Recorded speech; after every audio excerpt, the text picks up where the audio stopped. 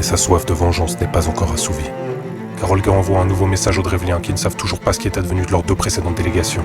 Elle leur demande de préparer une grande quantité d'alcool dans la ville où ils ont tué son mari, pour qu'elle puisse pleurer sa mort, et organiser un festin funéraire.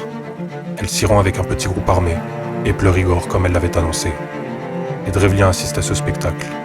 Ils s'assoient et profitent des célébrations en buvant la quantité folle d'alcool préparée pour l'occasion. Et quand ils sont suffisamment ivres, Olga s'arrête de pleurer, fait fermer les portes, et ordonne à ses hommes de les assassiner un par un. Ce sont des milliers de Drevliens qui s'éteignent en un véritable bain de sang. Les larmes ont changé de camp. Mais Olga n'est toujours pas satisfaite. Consumée par la haine, elle rassemble son armée et fait le siège de la ville ennemie. Pendant une année entière, les Drevliens résistent bien qu'affamés, et Olga ne trouve pas de solution pour les faire craquer. Elle leur envoie donc le message suivant. Pourquoi persistez-vous à tenir? Toutes vos villes se sont livrées à moi et se sont soumises aux tribus, mais vous préférez mourir de faim. Les Drevliens, qui savent désormais à qui ils ont affaire, répondent qu'ils acceptent de se soumettre à Kiev, mais qu'ils craignent qu'elle ne recherche définitivement pas la paix. Olga rétorque alors que les 3 massacres qu'elle a déjà effectués lui ont suffi, et ne demande que 3 pigeons et 3 moineaux par maison pour qu'elle lève le siège. En face, on s'exécute avec joie. Le prix est dérisoire face à la perspective de paix qui s'annonce. Ainsi, comme promis, la reine de Kiev récupère les oiseaux et retire son armée. Tout est fini.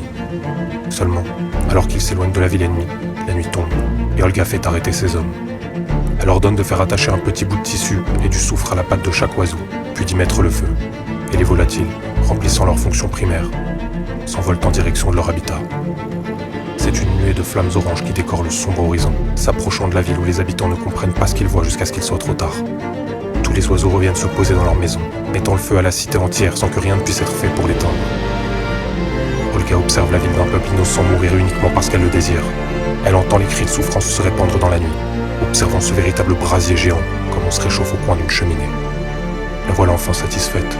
Elle voulait se venger et prend un plaisir malsain à toute cette immense souffrance dont elle est l'unique responsable. Les Drevliens avaient raison. Olga ne cherchait pas la paix, et devant ce macabre spectacle, la voilà qui se dit qu'ils brûlent, tous, jusqu'au dernier.